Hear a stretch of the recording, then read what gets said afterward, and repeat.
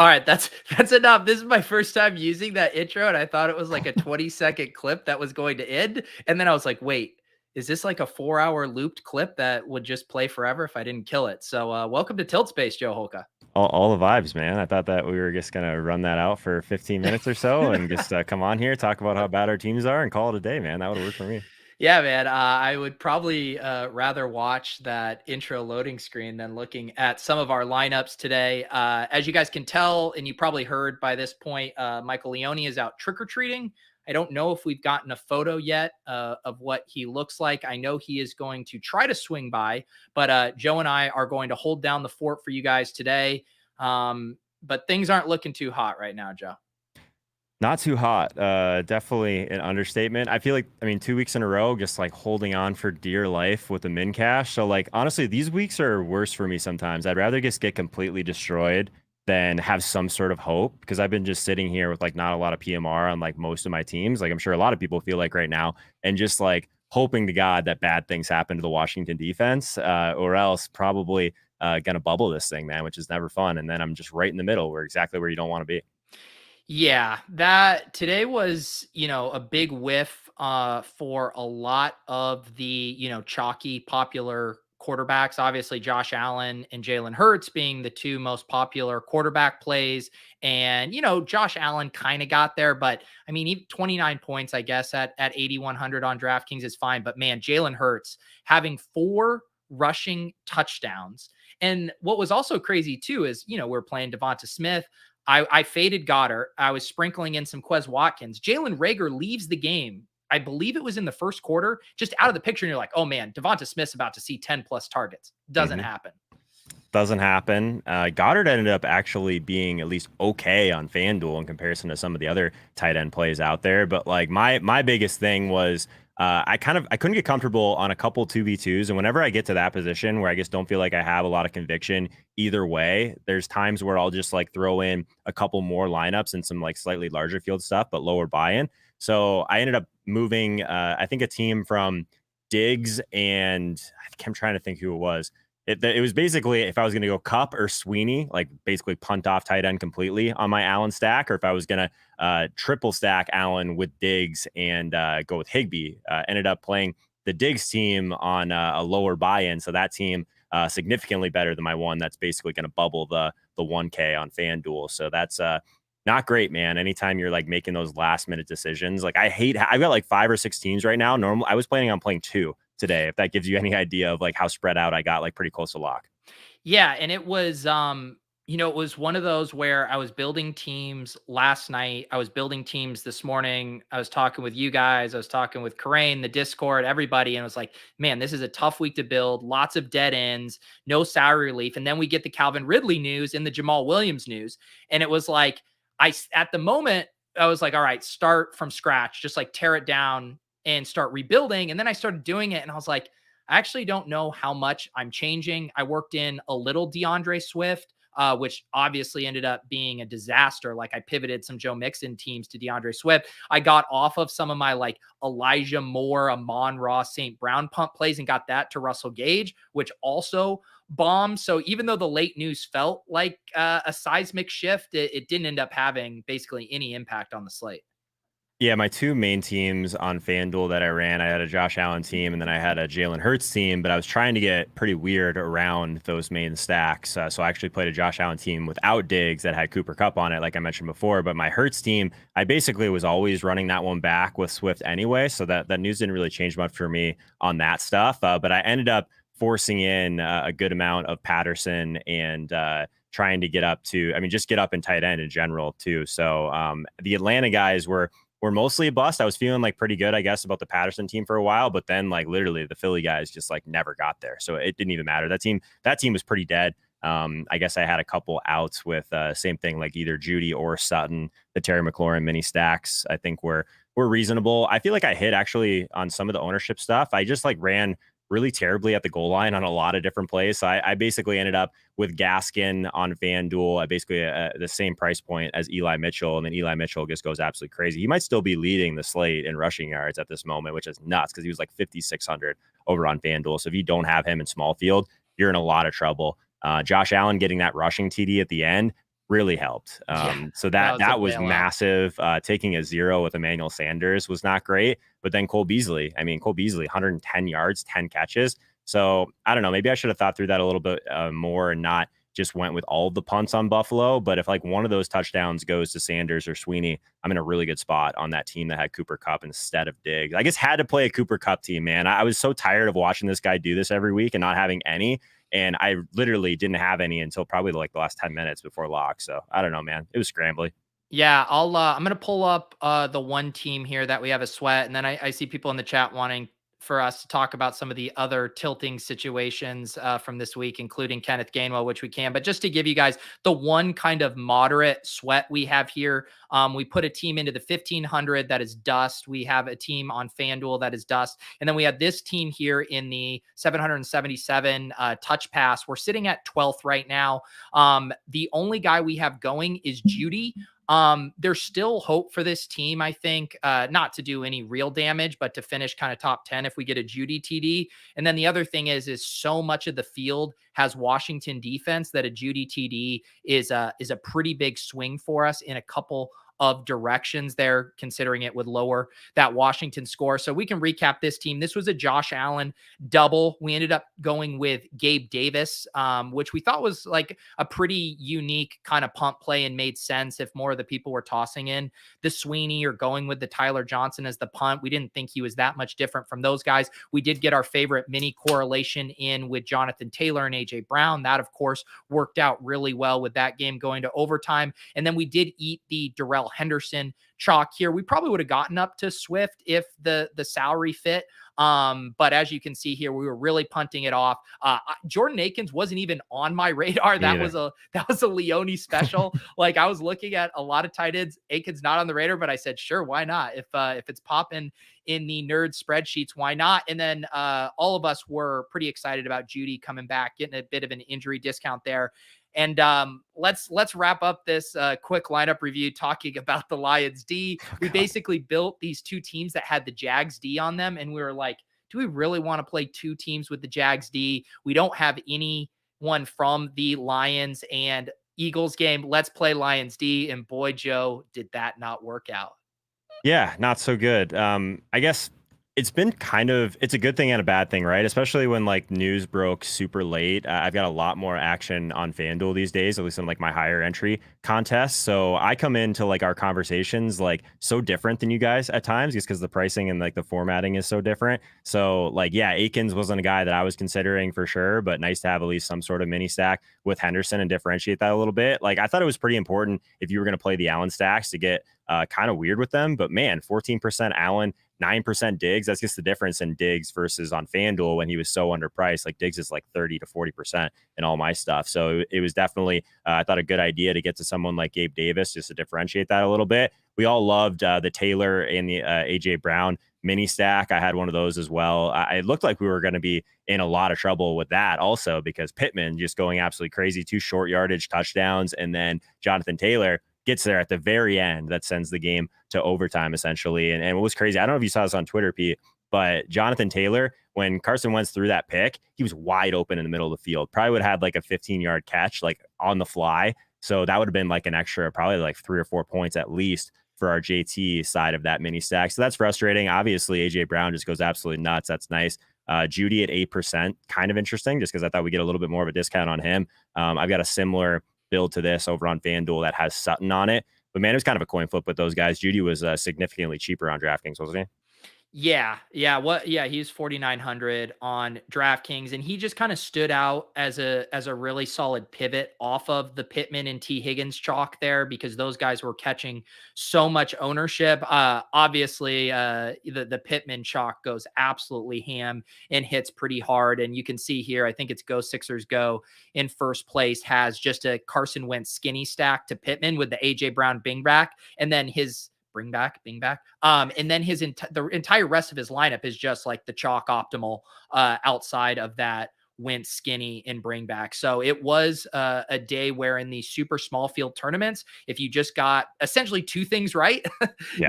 the Wentz stack with AJ Brown bring back, you were off to the races.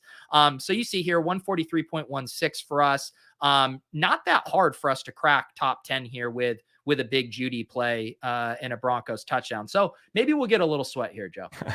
I don't want to jinx it, man, but it seems like not really anything's happened in the afternoon so far. Like nothing super game breaking. There's not like a ton of chalk on at least FanDuel outside of like a little bit of Kamara and obviously Godwin. So that touchdown from Godwin was not great. But man, outside of that, like almost all the ownership was early. Even looking at the 1K right now, like the guy that's winning it is like exactly what you said. It's basically a lot of chalk and then a couple. I think he has 2 plays under 10%. He's got Cole Beasley and then he had Michael Carter, who obviously Michael Carter was like the true, I guess, cheap guy that you needed. Like I guess it was cheap running back day on FanDuel. Like if you ended up paying up for the big dog or one of those, you're just in a lot of trouble because that salary really needed to go to Henderson. It really needed to go to either Stephon Diggs or Cooper Kupp. So tough, man. It's really tough. I guess what's somewhat frustrating is last week I built like a pretty stars and scrubs team with Justin Fields naked, just because I was like, all right, he's going to run a little bit.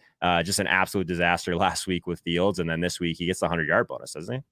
I think he pretty did. close, at least. He looked absolutely awesome. I mean, we got to get Nagy fired. Nagy obviously not coaching this game, and all of a sudden Fields looks incredible. I kind of refuse. We saw that coming. Like, should we at least like thought about it? Because I didn't even consider it.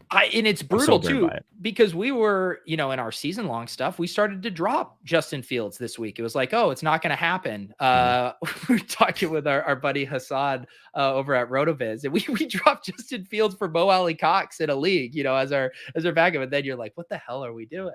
Oh, dude, that's so rough. Yeah, I'm like so out of the loop on the season long stuff, but I would imagine those are tough decisions you have to make on the buy, right? Yeah. And how hilarious is this, Joe? Like the Seattle double stack, the premium double has been dead for pretty much ever, even with Russell Wilson. And the time now that the premium double hits, Lockett and Metcalf both over 20, is with Geno Smith at quarterback. Did you consider any swaps to the Seattle guys? Like I had mostly Denver and Washington coming. So like I was already getting relatively low ownership on those guys. So like I hate weeks like this, man, because like I had basically no swaps to make. Like most of my guys at 4 p.m. weren't going to be heavily owned anyway because I don't have much of the Tampa Bay guys. So I don't know. I never really considered moving to the Seattle guys, but man, it's crazy they're both getting there.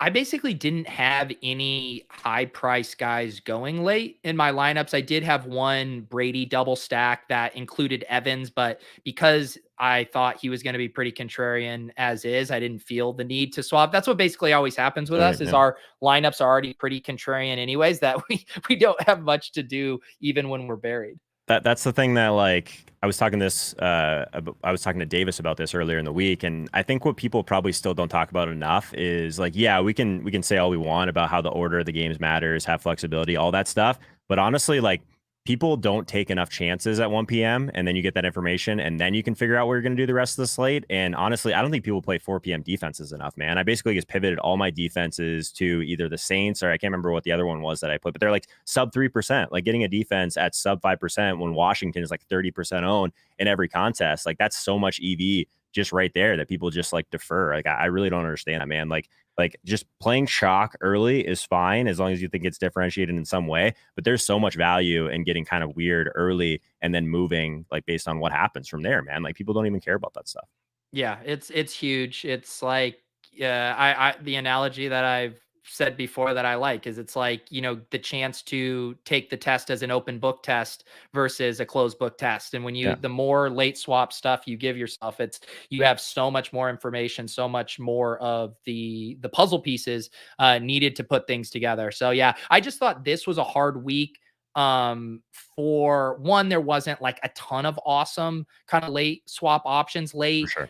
Defense was tough too. Like Washington stood out as such a good play. And every time we went to build lineups, it was like you had to force yourself to leave more than 2,500 on the table for defense on DraftKings. And so then you're just getting funneled. It's like this very simple kind of choose your own adventure where it's like, or dichotomous key where it's like, well, I can't play Washington football team because they're going to be 40% owned. Well, then who can I play sub 2,500? Well, guess it's the Jags. Like they were the only one that looked remotely justifiable there.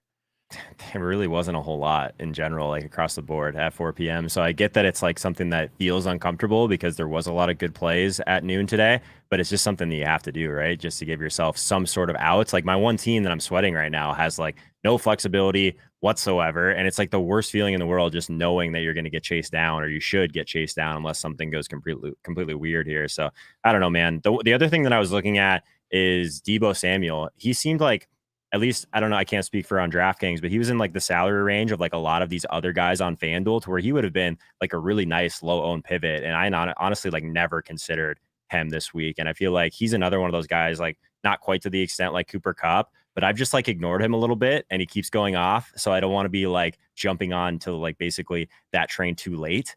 And then he just keeps putting it down my throat, man. So I don't know. The Debo thing's definitely a leak for me right now.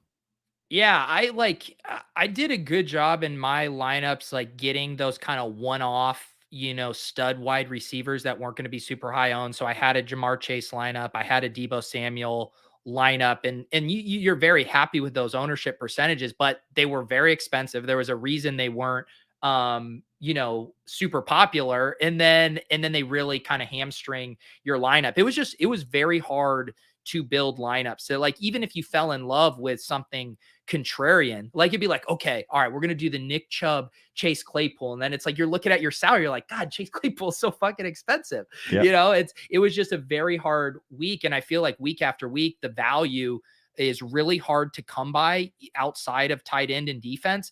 And that's why we're talking ourselves into the Gabe Davis, the Tyler Johnson. Why I get so excited that we get Russell Gage at 4,200, because I'm like, oh, I finally have a justifiable punt that maybe won't be super chalky because it happened so late. It's just tough to build right now. And then it's Tajay Sharp season, man. That's what sucks too about Atlanta is like they're so expensive. So that news happens and Kyle Pitts, he's expensive. Like even Cordarrelle Patterson, he's expensive. So it's easy to move to those guys like in I guess a vacuum because the target share was going to be a little bit more condensed. But like it basically it blows up your entire plan, right? I guess that's why I struggled a little bit with like the late builds today is because I was trying to get in at least some pieces of Cordarrelle Patterson and Kyle Pitts because on FanDuel getting up to Kyle Pitts was a little bit more doable.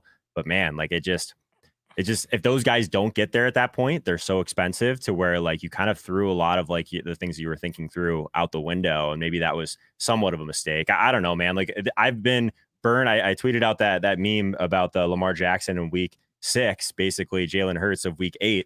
Like I've gotten burned by it both times. I think I was like all in on Lamar that week when we got like the Devonta Freeman, the Le'Veon Bell, and I don't remember what other touchdown it was. And then this week we get all the Howard and all the Scott touchdowns. So I guess thankfully I had no interest in Gainwell just because he wasn't really that necessary. And we've seen it time and time again. These guys just like want to go out of their way to play a bunch of different backs. So maybe I got bailed out there. What was your take on Gainwell? Because like I never had him in a lineup all day. Yeah, I didn't play him at all. He was a much better play on DraftKings than FanDuel. The thesis being that he was going to catch a lot of passes. And it's hard to make excuses for Gainwell because he was like buried twice over. It was like buried by Boston Scott, buried by Jordan Howard, and then obviously the game script isn't necessarily in his favor either. But the reason I didn't get on him was one, he was going to be fairly popular, and I didn't think he was that different of a play of a JD McKissick type. And it's like, I don't mind playing the JD McKissick type if no one's going to be on him, but you don't want to play a chalky JD McKissick. And then on top of it, I like two of the cheap plays down there. I like Zach Moss, I like Eli Mitchell, and I like Melvin Gordon more. So to me, he was never on my radar. I got it. I understood why people were excited about it, but just kind of paying into that kind of ownership for a purely kind of pass catching back seems pretty thin to me. Yeah, I guess the more I look at this, like maybe what my leak was with the San Francisco guys, because like I said, I didn't play Eli Mitchell either. Maybe I just had like these weird biases because I've gotten burned by Chicago every single week, and I'm trying to build in as many of these mini stacks as I can. So essentially, I ended up like running back my Josh Allen stack with Myles Gaskin at the same price because I didn't want to have a one-off chalk Eli Mitchell. Maybe that was somewhat bad process in certain ways, but I just didn't really have anyone in Chicago that I liked to even try and mini stack that in any way. So it was just easier to bring back Gaskin at 5% versus running into the Eli Mitchell at 47% in the 1K, right? So like, I don't know, maybe that goes differently. Or maybe I was just scared off because Chicago's just Burby so bad this year. Yeah, and the chat also rightfully mentioning Michael Carter, who definitely should have been more in the conversation down in that range. We saw him come out of the bye last week, get absolutely peppered with targets. And now looking back on it, it just seems so obvious that he was an even better play than Kenny Gainwell because he was going to have the robust pass catching role and has pretty much dusted those other backs in that backfield as well, and Someone could just have said a Washington TD. Is that true? Because that's really yes, bad. Washington TD to Oh, who is not it? defense. No, no, Oh, no. thank God. Offense. Yeah, yeah. Okay, good. Jesus. Who's number one on Washington? I don't know. As long as it's not the defense, I don't give a shit. This is great. Michael Carter or another Carter? DeAndre DeAndre Carter? Carter. Yeah. Yeah. Okay. DeAndre Interesting. Carter touchdown. Hopefully that speeds up the game a little bit now and Judy gets going. Yeah. Let's pull up our $1,500 lineup. This lineup is just max pain. Just like when you want to make a poster for the tilt space, this is what you put on it. You have the Jalen Hurts to Devonta Smith skinny. You bring it back with fucking 64.8% DeAndre Swift. We do jam the big dog here. Derrick Henry, Mo Alley Cox. Anytime you can get 6.8 points from that mini correlation, you got to do it. We play a fucking one-off uncorrelated 17% Russell Gage, coffin, coffin, coffin. We play a one-off fucking chalky T Higgins at 19% coffin, Jaguars D at 2,400 coffin, coffin, coffin. I didn't know it was this bad. It's fucking awful. It's not great, but like let's have some sort of silver lining here. Last week we were opening up some of our bigger dollar tournaments and we were just seeing like 10% plus on every single play. Like at least we got a little bit weird with this one, man. I don't know. A lot of snowflakes here, a couple zeros. It's tough to say that any of this is good, but I don't know, man. 7% Derrick Henry, like that's okay. And this lineup, we knew we wanted the Hurts skinny to Devonta and the Swift bring back. We knew we wanted the Henry and Mo Alley Cox. And then we were really kind of having a hard time getting the last three puzzle pieces to work. The Robert Woods, Russell Gage, T. Higgins. Like we kept fiddling around with stuff there. We contemplated getting up to a Debo or a Chase, but then it really pushed you to two punt guys lower. So we ended up going with this kind of middle hybrid, version 4,200, 5,200, 6,300. The Woods play looks nice. We looked at that and we're like, who up in that mid tier isn't going to catch, more than 10% of ownership. And it was like basically him and DK Metcalf were the only guys in that 6K range. Obviously Metcalf would have been a smash as well. We felt like we could eat the Higgins chalk in this lineup. And at 19%, I don't hate it, but man, this one just feels like a lineup that we ran into a dead end and then just like quickly cobbled it together. This has to be like pretty close to dead last, right? Like It's 243 to 247 here. Yeah, And we have the least PMR, so this has DFL potential. Yeah, so we're live to be at the bottom here. That's not bad. Yeah, I don't know, man. These are the kind of lineups you throw away the tape, you move on. Like I'd rather have my day be like this. Like I don't think we made any like egregious like decisions on this. Like maybe it was like some of the non-correlated stuff we jammed in there. I don't know. Like I get more frustrated with like challenging for min caches because that just means we probably made some mistakes.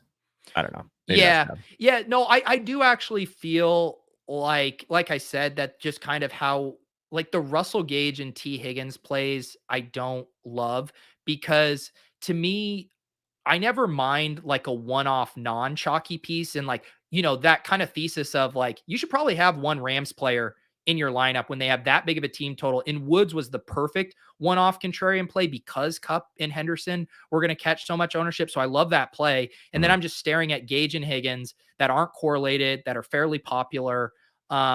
And that frustrates me a little more. Obviously, it could be like Russell Gage gets 8 targets with Ridley out, and you're like, oh yeah, we're fine. We made the right play. But now just staring at it in the cold light of day, I don't love it.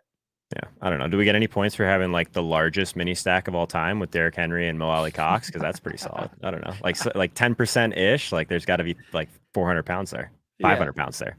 And that is really GPP life, right? Where you're looking at, Derrick Henry, Mo Alley Cox. Like if we decide to go Derrick Henry, Michael Pittman as the mini and then not do the T Higgins, in that same range, then all of a sudden it starts to look better. And we love that game. It's why we played the Jonathan Taylor, AJ Brown mini over here. And that's often what this game is. You're trying to land on these mini correlations. You're trying to get the pieces to fit salary wise. And then you're just hoping to run pure that you hit that, 2 to 3 leg parlay on what you're making bets on. Yeah, I actually have a somewhat tactical or I guess process question for you. Like I tried to do a little bit more of this week, like actually try and do somewhat of a hybrid, not just like completely hand build. I've heard a lot of you guys talking about how we still have to make sure we're not giving up too much projection as we're building. Would you like describe how exactly you're doing that? Because some of the optimizers and whatnot, even just running the Sims, like I don't really see the difference of looking at a lineup that is 125 projected points versus a lineup that's 121 projected points. Like it doesn't really feel that different to me. Like I guess, are you trying to just get an idea of like the texture of stuff that's popping out? Or I guess like I still am kind of curious the exact process there. Because if you're running a lot of teams, like they're all going to be pretty similar projection, right? I guess I don't know. I'm still kind of working my way through that. Yeah, I mean, I'll try to pull up a screenshot of kind of what I do in my spreadsheet there, where for my lineups, I add up what is the total ceiling projection, and then also the total ownership on that, and then I Oh, so you're compare. doing it by ceiling. Yes, I do mine by ceiling just because Got it. that's what I don't really think it's that big of a deal if you're using median. But like for instance, so I was looking at the chalk cash game lineup, and it had a 222 point ceiling and it had 136 points worth of ownership. And then I was looking at some of my best tournament lineups by ceiling ownership, 208 ceiling, 94 ownership. So in that case, I was sacrificing only 14 projected ceiling points, but I was gaining 42 less Ownership. percentage points of ownership. And to me, that trade-off felt good. Now I was scrolling down to some of my other lineups. I built a Teddy Bridgewater, and all of a sudden now I'm giving up almost 40 points of ceiling. And you start to say, all right, this is more of a milli maker play, not a small field. Okay, so I guess the mistake I made was I was doing it by median and trying to differentiate a little bit more, but I get that like maybe it doesn't matter that much, but doing it by ceiling, you'll see a much bigger difference in losing projection, I would imagine, if you do it that way. And then are you looking at like product own, that sort of stuff as well? Because I'm still trying to figure out the best way to do that with the Sims. Like I'm like all of you guys, like I'm still new to using the Sims. I think that there's so much stuff that is helpful, specifically on Showdown and the single game stuff. But for the main slate, I'm basically just kind of trying to see guys that pop in the optimal lineup more often or significantly more often than they're owned. And then those end up being like reasonable leverage opportunities, in my opinion. So like that's kind of my starting point. But yeah, I definitely want to start mixing in more of a hybrid because like the more you get, I've heard you guys talk about it, it's like, all right, like I can fall in love with all these mini stacks. And again, like something like the Teddy Bridgewater stack that's super cheap and it feels good because you get in all these like more expensive plays. But if you're giving up tons of ceiling that the math is telling you should be there, in theory, probably should be a little bit more careful with that. Yeah, and like one thing I also like to do is, say I like a Josh Allen double stack, and so I'll go and I'll lock and say I've decided, I did this with one of my lineups. I was like, all right, I'm going to do an Allen, a Sanders, and a Diggs. And so I locked them in the optimizer. And then I ran it, and it's like, okay, well, now it's just putting all the chalk plays around it. It's And then DeAndre you figure Swift. out which guys you could swap for guys that you like in those chalk pieces, or Yeah. And then so what I'll do is I'll be like, all right, I'm not playing Dan Arnold. So I'm Xing him out. And I'm not going to play, 30% on Michael Pittman, even though I should have. So I'm Xing him out. And then you're Xing him out and then still rerunning at that point. And still rerunning it. And basically, and then you can look at like, say 7 or 8 different wide receivers are showing up in that run of 100 lineups. It just gives you ideas of like, and it can help give you confirmation. Like I reran stuff again. I was like, I was seeing Russell Gage show up in Leone's updated projections when I ran it. I was like, okay, like this is a justifiable play here. It's salary relief. And so I like that idea of either idea generation for like high projected players that you hadn't considered, or just giving yourself the confirmation that, okay, I'm not sacrificing too many points here. Yeah. I like that. I definitely want to keep working to improve in that area. And I guess one of the things that I was just doing today is like it was such a weird quarterback slate because we had Hurts and Josh Allen, like significantly higher ceiling across the board than basically any other option, right? And then the other thing was even like players like Brady and Stafford, they just weren't really finishing as like that top 1% team near as often as they were owned. So they seemed like reasonable fades to me on this slate. If I was going to be going all the way down, I wanted to go to something like a Bridgewater that gave me a lot of leverage, but then I guess couldn't make it work because it felt like I was giving up so much ceiling. I ended up running one Bridgewater team on something that was a little bit lower dollar than my two main teams. And then I ended up building a bunch of different iterations of my Josh Allen stack. But yeah, man, anytime you triple Josh Allen and you don't get the touchdown, it's just not fun, man. Like it's so rough. Yeah, that I mean, both just trying to sweat that Bills game and Yeah. the Eagles game at the It was same never on red time. zone. I think No. like Beasley had what, 10 catches? I don't think I saw him catch one ball on TV today.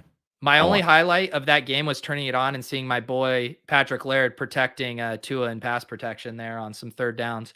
Yeah, you got Um, one. He got some work at the end of the game, right? When I thought it was Gaskin, and it was just literally just Laird, the yeah. worst. But Hey, hey, hey. Yeah, the chat is saying we got a Judy catch, so he's up to 2 for 14. mhm. Hasn't moved the needle for us. We're still sitting at 16th place for 2000. So, I mean, a Judy TD, and we can really start to have a little fun here, though. Yeah, I'm man, this 1K on FanDuel only cashes I think 13. I'm in ninth right now, just holding on for dear life. I tossed you that link. Do you think I'm completely dead with this thing? I probably am. I have no PMR on this team. So Let this me is pull the it up. one of the iterations that I ended up moving to adding Sanders. And in order to add Sanders, I had to pay all the way down for the Jets defense. So basically just been sweating this team that was in like whatever. It's been anywhere from third to ninth, depending on what Washington defense has done this whole time. So it's not great. Yeah, this is how big is this field? This is 55? Yeah. 55. It's really small. So I just wanted Yeah. to get as much of that game as possible and still get in my AJ Brown and Jonathan Taylor stack. But Yeah. instead of playing Diggs, I wanted to try and capture both of them. This is something that we used to talk about with Davante Adams a lot. Like if you didn't want to play Aaron Rodgers and maybe there was another chalk stack that you really liked that had a premium wide receiver, you play the quarterback, but you fade the quarterback with the elite wide receiver, and then you play the other guy you like to try and capture both. I think it was actually way back in the day was like Eli Manning and OBJ and like Davante Adams, but you'd play Eli with Davante Adams and just hope that you capture enough of OBJ in the process. So that was at least what I was trying to do here with fading Diggs on this team because Diggs was 60% owned in this and Kupp was only 14. So I liked the leverage there. Mentioned that Gaskin was only 5% versus Eli Mitchell was 60 in this as well. So like these like mega small fields, it is a lot easier to figure out like some of the best plays, obviously, even Darrell Henderson, 47%, DeAndre Swift, 56%, Chris Godwin, 32%. So literally you're differentiated just by fading some of those plays and still building around some of the best games. So that was at least the general idea. And I guess I had so much FOMO because I've never had any Cooper Kupp basically on a main team the entire year. So I had to force it in. Yeah, it's tough. Like I mean, I love the overall construction of this team in just in a 55 person field, just like going all in on the Allen thing. I do think it's like the scenarios where the Bills just put up, a shit ton of points and a bunch of these guys get there, but Diggs doesn't seems Mhm. like more of a thin outcome to where I'd probably like try to do a 2v2 and go Cup to, Diggs and then do like one of those guys to like a Woods maybe, if that kind Yeah. of worked out. But that would be my only thing about that. But I I was, understand wanting to jam Yeah, Cup. no, I was trying to figure out the best combination of guys. If I kind of committed to the Diggs fade in this specific contest, so I was trying to decide if I wanted to just go with the double, and I kind of saw Cole Beasley as like somewhat taking away from Sweeney. At least if it was in the red zone, one of them scores, then you're taking away from that. I saw Sanders as the guy that could step in and potentially take away some of the deeper targets from Diggs, maybe. So I don't know. 5% Emmanuel Sanders, just playing all the cheap guys with Josh Allen. All you really need is him to throw two of those touchdowns, not to Diggs, and you're basically there. So, yeah, I don't know. Cooper Kupp gets there like he always does, but man, no one wants to play this guy. Same thing with Jamar Chase. I saw Leone tweet that too. It's crazy. Yeah, it's weird. Cup and some of my stuff in the spy was like 11.6%, which is just absolutely wild. And I do think it speaks to just how tight the pricing has been and how little salary relief there is. Like people just have a hard time getting to these studs in dud teams. But it is weird. Like, I mean, we're now at a point with Cooper Cup where you can you can start building your lineups around him, right? Like you can put him in and then start building, especially at this ownership, right? Mhm. Like it's one thing if Cooper Kupp's 40% owned in 9,000. But when he's 11%, and I'm at least glad that I learned my lesson, Yep. from last week where it was like we flip over the cards and he's 15%. And I think he was what, 8,600 last week on DraftKings. And we're like, what are we doing? And this week I was like, same thing. Like he's not going to be over 20%. He's a great play when he's not over 20%, even if he's 9,000.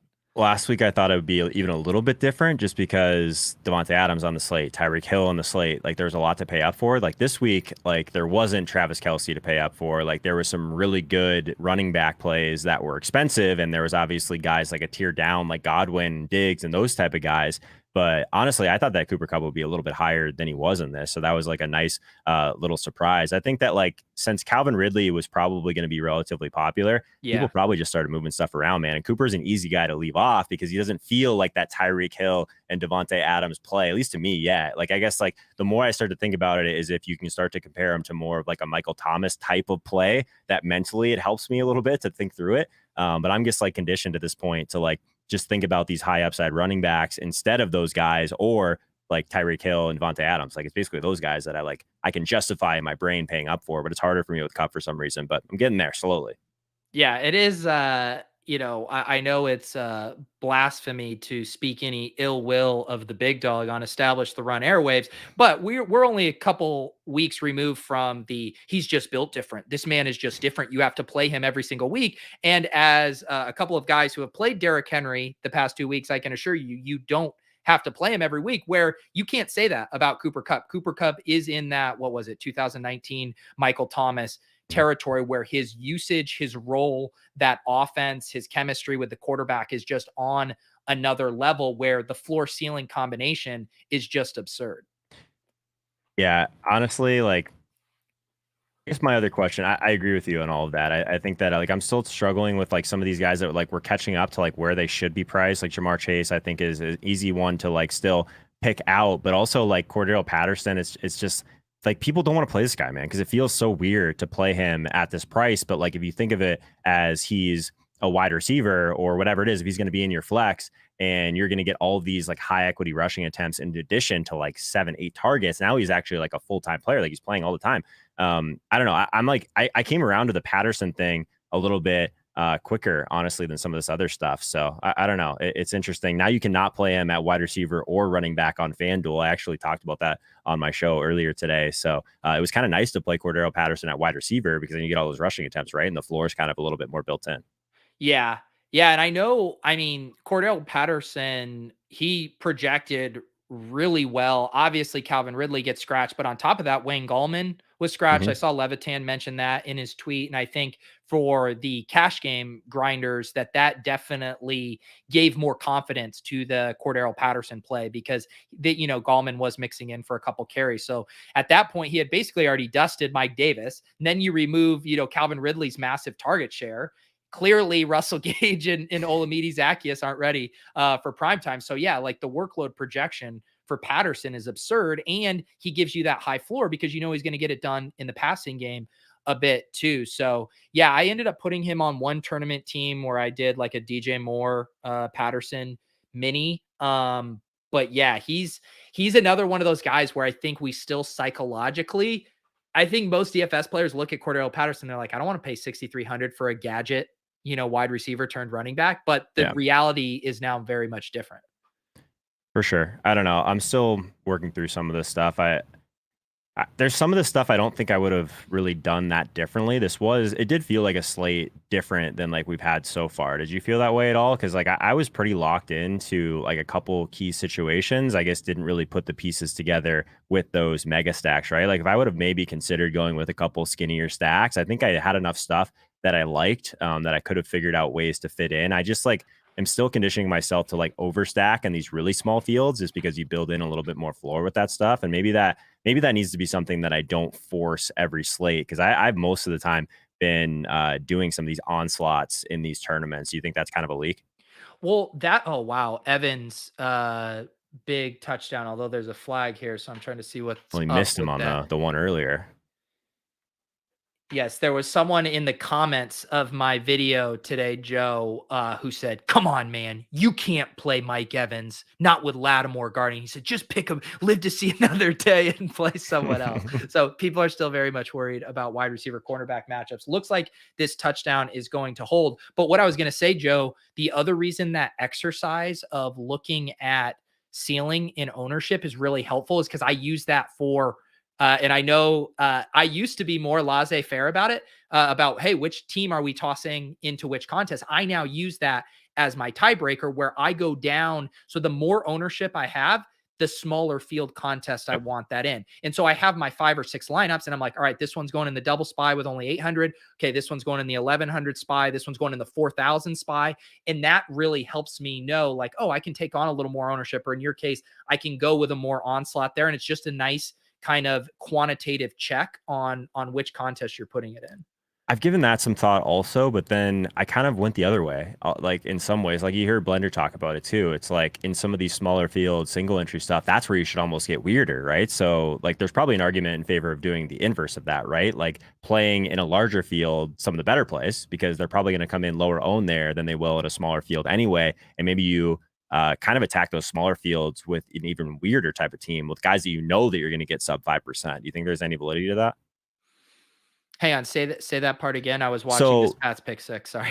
no, you're good. So more or less, like I've heard Blender talk about, like in the single entry, small fields, whatever it is, it's almost more advantageous to put your more weird teams in Mm, those because obviously the best plays you're going to see have more inflated ownership. So almost doing the inverse of what you're saying, and your teams that have like some of the more chalky plays, maybe that should be in the larger field stuff because the ownership there is going to be a little bit lower by default because it's not as sharp of a field. So I'm trying to think that like maybe the weirder team should actually go in the smaller field contest, but maybe that's like thinking through it a little bit too deeply. I'm not sure. yeah, but when he's talking about that, he's talking like pretty large field, like Like a slant 2000 and stuff. person. Yeah, like Okay. I basically now just kind of divide things into like who are the GPP bros like consuming the ETR content, our content, and thinking along those lines. And that's a lot of people who play the juke, the spy, the red zone, Right. like that cohort of like $50 to $1,000 single entry 3 max type tournaments up to like the game changer. And then once you venture outside of that, into like the slant and some of those other bigger contests, that's where I think the ownership really, it's almost like we need ownership for two different subsections. Yeah. And that's where I think you can eat way more chalk probably in the slant and just make those 1 to 2 pivots. Yep. Whereas when I'm still building like our stuff, like just having the 1 to 2 pivots often doesn't feel enough for what we're trying to accomplish, which is winning on the low scoring slates. And this is something that like I've evolved, right? Like I used to be that person that would just try and build what I thought was optimal for these small fields and make one slight tweak or one sort of additional correlation, almost like kind of what you see Wiggins do. He was just a lot better at it than I am. So I've gotten to the point now where I was just like cashing tournaments and never really threatening to win anything. So last year, maybe even like halfway through the year before, I've tried to do things a little bit differently. I honestly do think playing this way for me is better. If you think that you're someone that can build that optimal team and feel really good about like a very significant pivot like Wiggins does, I think that's fine. But for me personally, I just didn't have as much success doing that. Yeah, it's hard for me to build lineups in that way. Like we were just looking at that team that was winning the 777 that had the Wentz, AJ Brown, and Pittman. Mhm. And what's hard for me is like I had a really hard time eating the Pittman chalk. And so even though I think, okay, Wentz, he projects well, he's not going to be highly owned. AJ Brown isn't going to be that inflated. He looks really well, really good as a GPP play, but I'm just like never landing on that because I'm already scratching it off. Right. Whereas, and then if you have the super clean pivots, well, sometimes those super clean pivots get steamed late in the week because they're so obvious. And so it is interesting too about like playing to your strengths, what is comfortable for you. Obviously, for Wiggins, like he just is a wizard at that Yeah. kind of build and slight tweaks. I've definitely more kind of fallen in love with the Leone style of looking for the leverage spots. And as long as you're not sacrificing too many projected points, like jamming them in everywhere you can. Yeah. Well, Jacoby Myers just scored a touchdown. So are we done here? The slate's over. I It thought it finally was a happened. 2 point. I thought it was a 2 point conversion. Someone just said first TD. Maybe I'm wrong. Oh Yeah. yeah, it was 2 point. You're right. Never You mind. got remember, the chat is is never wrong except when they're wrong, which is a lot of the time. And we can't take their word for it. I have to let like a few responses come in before you believe it. I believe it. So if you guys ever want to have a coordinated gaslighting effort, all of you say the same wrong thing at the same time. We've been trying to get spam your chat in the morning, Pete, and you never even acknowledge the people. So it's tough. Are you kidding? I acknowledged you this morning. I said, "Here come all the We Are Back guys." Okay, there we go. I had some people that are like, "He's not answering. Keep going." Well, so what happens is you're just way behind on the chat. Yeah, I try to like I'm scrolling. And then I'm like seeing questions to stuff I answered 5 minutes ago. And I'm like, holy cow, I'm so far behind. There's like a handful of people that I think just open the tab. So I've got people that like are in yours, like spamming. And then in mine, they're like, he won't even answer us. What the heck? Like, it's just funny, man. Anyways, I'm about to drop off out of this cash. So it's just not great, man. Yeah. And it sounds like Dak is inactive. If Young Jack 323 can be believed, I'll see if my alerts came through. That'd be nice to know. What should I fire? I'm going to this game. Yep. I got to fire something. You're going to this game. Are you got what? You want to fire Showdown? Thinking about it. I might just do like some MME and single slate on FanDuel and just run the sims, my man. Just got to run those sims. We got all the screenshots from our boy Justin Freeman. He's just running the sims and printing money. Maybe I'll try and do that, or I'll just give it all back. Who knows? I was trying to hopefully hold on to this min cash so I didn't feel so bad max entering something, but you have far more experience going to games than I do. In my mind, I would want like a more simple sweat for the in game, like just having like the one lineup. The MME sweat for the IRL experience, that's an enjoyable sweat.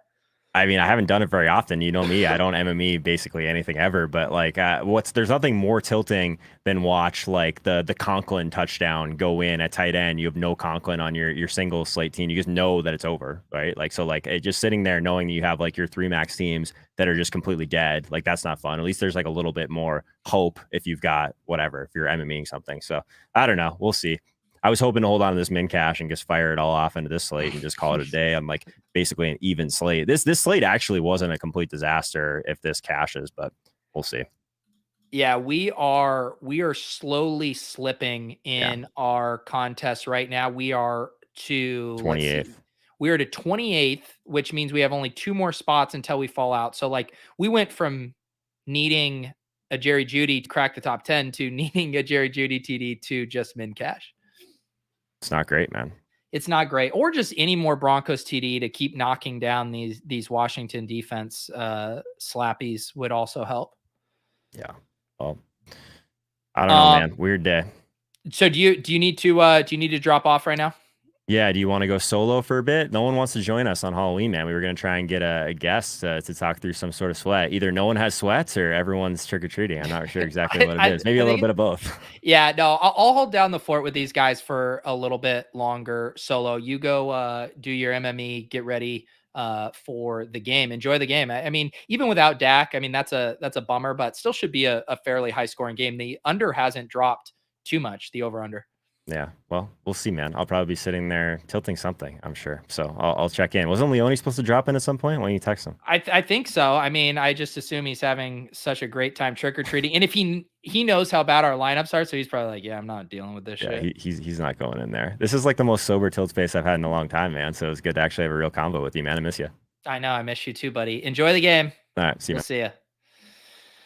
And now there was just one. This was my plan all along, to commandeer the Establish the Run airwaves and get off all the hot takes that have been simmering underneath the surface. We are entering the witching hour, Jordan. The Washington Reds football team and the Denver Broncos. I almost just said the old nickname and immediately got myself canceled as a broadcaster. I'm not getting hammered tonight. I'm going down to New York tomorrow, and I assume I'm going to be doing lots of drinking in New York. So we're taking it easy. Okay. We are taking it easy. I did almost get canceled. Congratulations, Riley. 33rd in the Deposit Kingdom tournament. Very well done. Let's pull up DK Live here. All right. Karain says he can jump on, so Karain's going to save me from myself.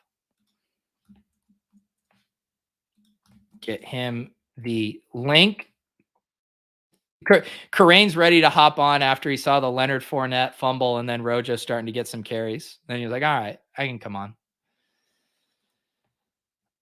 James says, I just choked so bad handling the late Swift in Ridley news. Yeah, I mean, I'm not sure what you did. I mean, if you saw Leone's updated projections for DeAndre Swift, he was projecting incredibly well. I don't think anyone should beat themselves up over playing DeAndre Swift.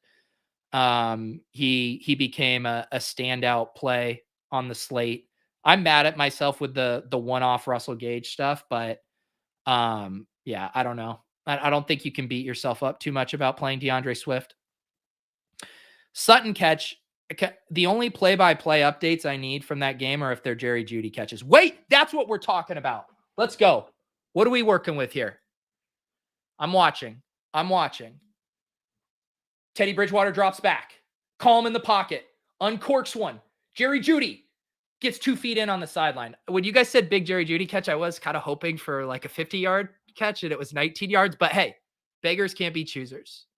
Beggars cannot be choosers. Let's see here. Let's pull this one up. So we only moved up. No, this has to refresh. The points haven't hit yet.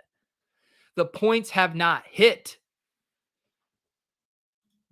Blaine says, what was the Swift news? Jamal Williams being inactive. And Swift has been putting up very solid lines, obviously, with Jamal Williams playing basically like a 60-40 split with him in that offense. What's up, Pat? What's up? We are just, celebrating a Jerry Jeudy catch, which took us off of the min cash bubble to firmly inside the min cash line. So we're rooting for more Jerry Jeudy. Nice. I'll root for Jerry Jeudy with you. I had a lot of Jerry Jeudy today. That was kind of one of my big stands on a day that has been a disaster. So, I'll root for one of the last things. Yeah. What were the things that sunk you today?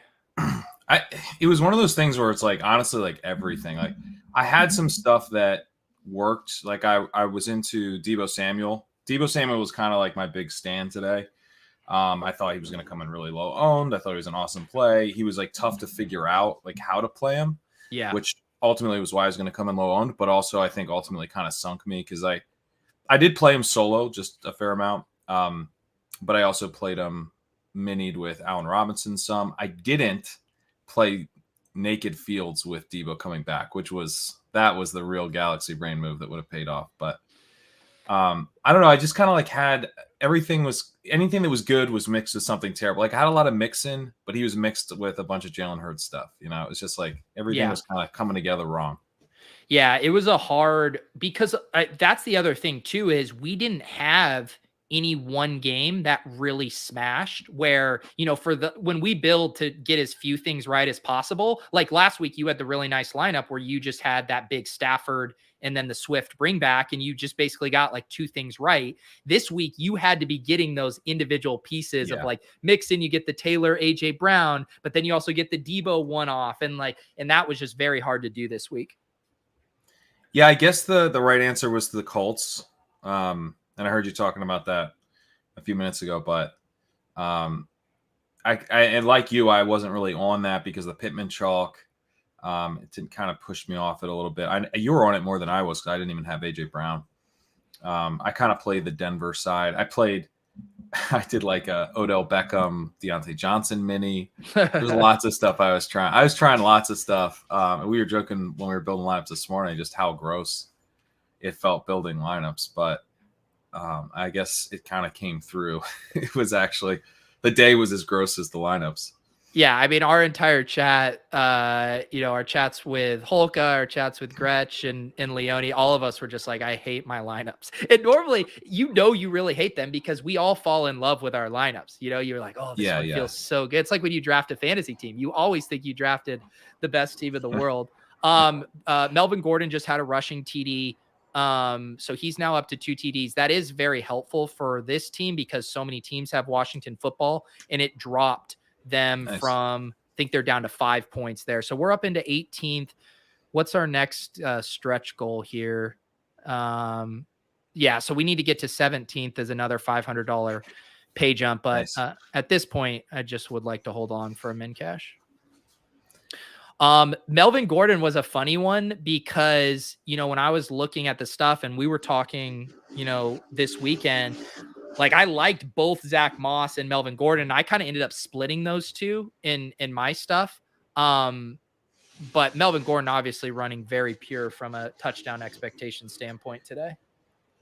Yeah, Gordon was just like a leak for me in that, like a true bias. Like I just saw him, he was kind of popping in some stuff, and I was just like, nope, not gonna do it. Partly it was a bias, and partly I'm just kind of waiting for them to actually give more work to Javonte Williams, because they should be doing that. But they actually last week, week 7, they had moved towards Gordon. So objectively, he was a pretty good play, and I just decided not to do it. I got off Moss. That was one of the things I feel like I read okay about the Swift news, is I just felt like the ceiling of the running back position increased. As it turns out, maybe didn't, because Swift was such a bust. But I got off Moss once Swift kind of jumped up in his projection. Yeah. And I mean, talking about like how many things you had to get right this week, like I was just pulling up. I have a team, and I can pull it up here on the screen, but I have a team with Jonathan Taylor, AJ Brown, and Melvin Gordon in it that isn't even cashing, because I had a Jalen Hurts, stack that just absolutely imploded with Swift. And so it just like doesn't even matter. Yeah, dude, I've got a gross. I mean, we can definitely compare gross Jalen Hurts ruining lineups. I have one that I had a mix in. I had a what is this? I had one at one point that was like everything was was hot, and except my main stack, which was all snowflakes.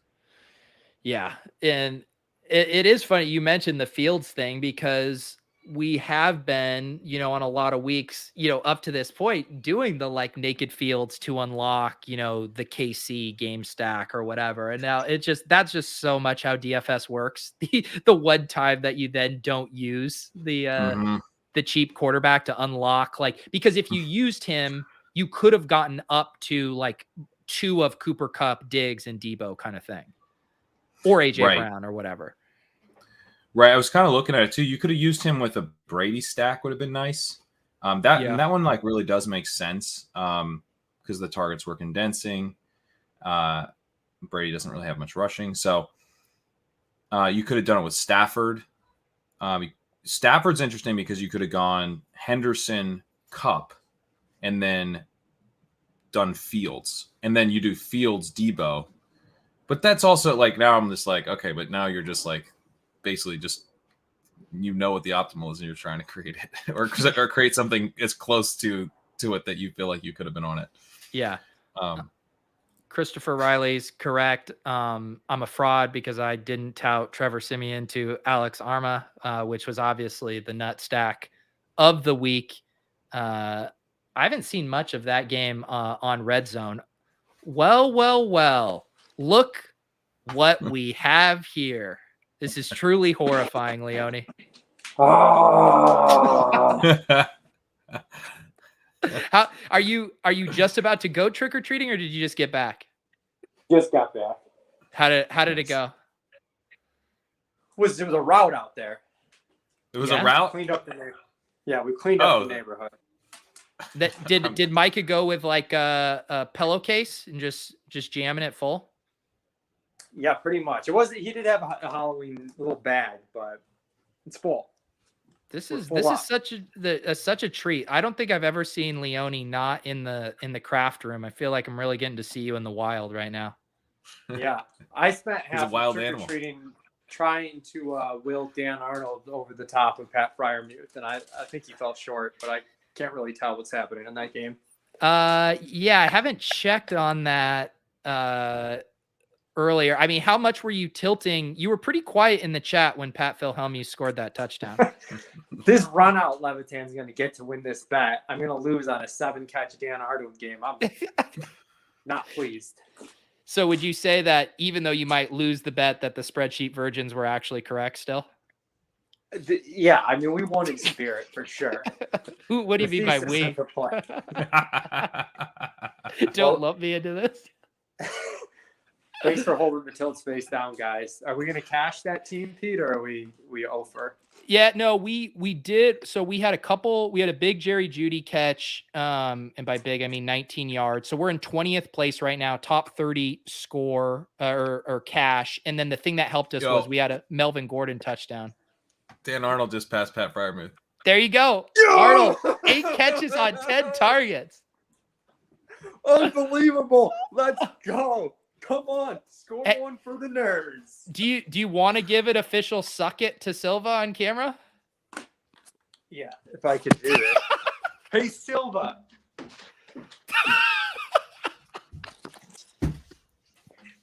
All right. That was the most spreadsheet virgin suck it I've ever seen in my life. Don't worry about it, okay? That's going to be a GIF, by the way. Oh, no. Yeah, you knew that was going to be a GIF as you were doing it. All right. I'm going to go devour my son's candy.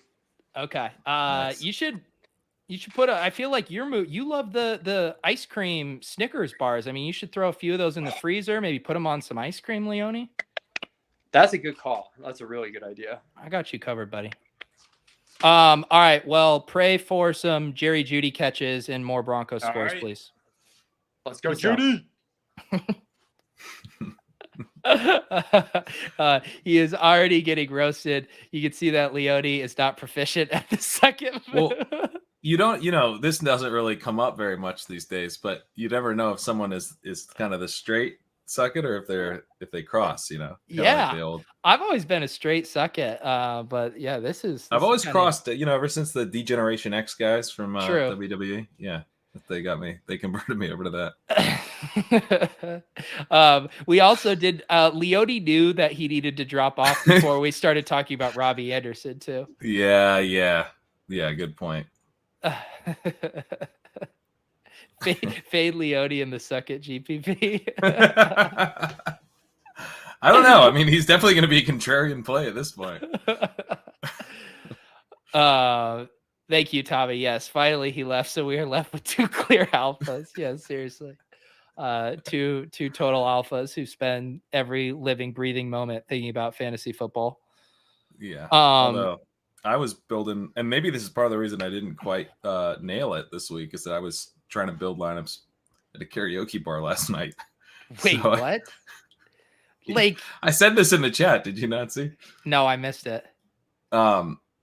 Brittany had some friends that we were out with, and it's like one of those things where the night just kind of keeps going, and it's like I can't really break away. It's like, where's my out? So we end up at the karaoke bar, and I'm just like, you do a few songs, and then it's like going to stuff I don't really know so well. So I'm like, all right, I pull up DraftKings. I'm like building lineups on your phone. On my phone, yeah. Okay, I was worried for a sec you brought your laptop to the karaoke bar.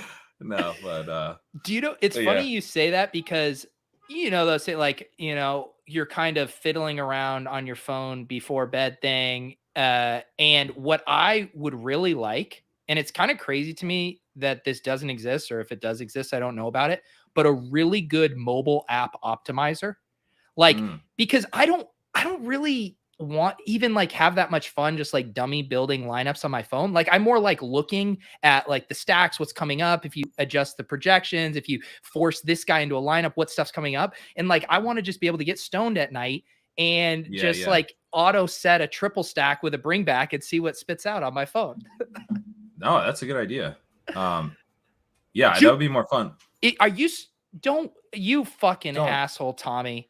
Would be Tommy. All right, you're going in now that I'm. Did you just completely make that up? Yeah, he just completely made it up, and he just got put in timeout. Wow, he got 5-minute timeout for you, and it's pretty lenient, to be honest. It is lenient, and now that I'm at the helm here within the establish the run interface, I could block you forever, and Lord knows Levitan doesn't know how to go into the YouTube settings and ever unblock you. So I mean, be careful. That's a lifetime ban, dude. Oh my goodness. Yes, it seems like Paul's on board. We need mobile opto for all of us.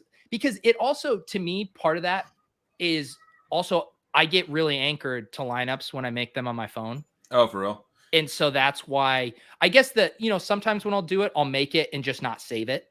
And that helps.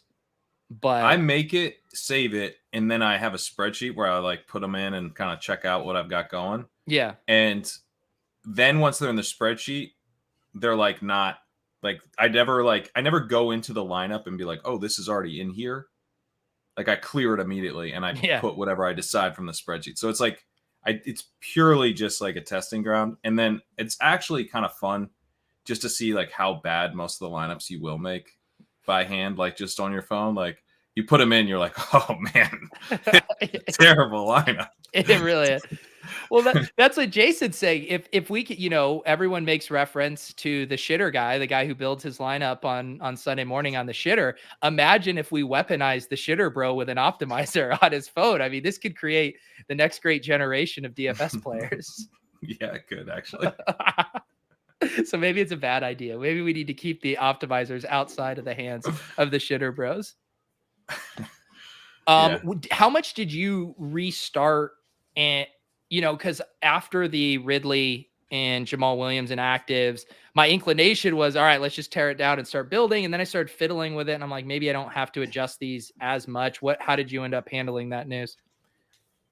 I had a bunch of I was already getting to Hurts right before the news broke, and I was using Swift as the bring back. So then it became like making sure those hadn't gotten too chalky. Yeah. Which they had already I had already built those very contrarian, and my concern was actually ceiling. So then when that hit, I was like, this is literally the perfect thing that could have happened. Now my ceiling projection's up. I'm still within I think I was right around 100 cumulative ownership. It's still very reasonable. So I didn't really adjust that much. And then what I also did, I had some stuff I wanted to play this. I was kind of interested in Teddy Bridgewater doubles and doing some really gross contrarian stuff. And so with those, I actually went Swift Henderson together, and just felt post Swift news was all right, I'm just gonna do both super chalk running backs and get real weird with a game stack that no one else is gonna touch, which obviously did not work at all, but it did at least give me a sweat, the tiniest little sweat where entering the 4 o'clock games. I was like, hey, maybe this Bridgewater lineup could actually have some juice. That's the shoe is on the other foot for you. Normally you have all your 1 p.m. guys going, and then you're holding on for dear life in the 4 yeah, p.m. That's true. Yeah. Although the spin move one wasn't like that, but I have tended to build a lot of 1 p.m. lineups for some reason. Yeah, this week for sure was. I mean, I guess I did have a Chargers stack. I had a Brady stack, but then the lineups were just already dead heading into it that you couldn't even get excited about it. Did you? I was talking about it a little earlier and trying to figure out if it was a leak to have not been more interested in Michael Carter. Because I ended up falling in love with Moss and Melvin Gordon, which is a crazy sentence to say. But I mean, Michael Carter was right there at 4,900. His pass roll, catching role had really expanded out of the bye. And then you had a perfect kind of negative game script for him here. Why wasn't he projecting well? Why weren't we more excited about Michael Carter? Well, I don't know that the negative game script is why he paid off. The offense was actually functional. And it flowed through the backfield. So it was this weird thing where I wasn't on him because I thought Mike White was going to be bad. And the thing I'm kicking myself a little bit is that I had to cover the Jets game last week for MSC Sports Edge. I blurbed it. So I saw Mike White play. I'd watched him closely. And I literally almost tweeted Mike White is better than Zach Wilson last week just to rile the people up. And then he threw an interception as I was considering tweeting that. I was like, okay, I guess I'm not doing that. Yeah, exactly. I was like, this would just seem like a really weird tweet now that he just threw an interception. Yeah. But I was actually wow, he kind of looks decent. And then he looked really bad to close the game. So I was like, okay, that was a mirage. And then I just went with yeah, he's gonna suck, obviously, because that just seemed super safe to bet that he would suck. And I think the fact that, Zach Wilson had been so bad, like the bar actually isn't that high. Like he's coming in and he's just like, he's running the offense kind of like dumping down all the time, but that's just like a huge improvement from what they had before. I think Zach Wilson might just be really bad. Yeah. All right. The chat's going crazy. An individual by the name of Cyril Grayson just scored a long TD from Tom Brady. Literally didn't even know this guy was on the roster. Did you? Nope. I mean, this is absolutely wild stuff. I thought because Scotty Miller is still, he was probably the 4th wide receiver on the depth chart today. No, he's on IR, I think. Oh, he is? Okay. So I'm wondering so then this, but it's supposed to be Jalen Darden is the guy that I thought was the wide receiver 4. Jeez, that is wild stuff. Right when we say the Brady stuff is condensing, you get a Cyril Grayson TD. I genuinely don't know who that is. Yeah. Yes, Paul. Welcome to the ship chasing takeover of the tilt space. Leone is out trick or treating. Holka is getting ready to go to the Vikings game, and so you are stuck with us. Yeah, Tyler Johnson. I played him. I tried to recreate some of the magic that Pat had last week with his Stafford triple in a bring back. I did a Brady triple and tossed Tyler Johnson in there just because he was so cheap. Nice. And brought it back with Kamara.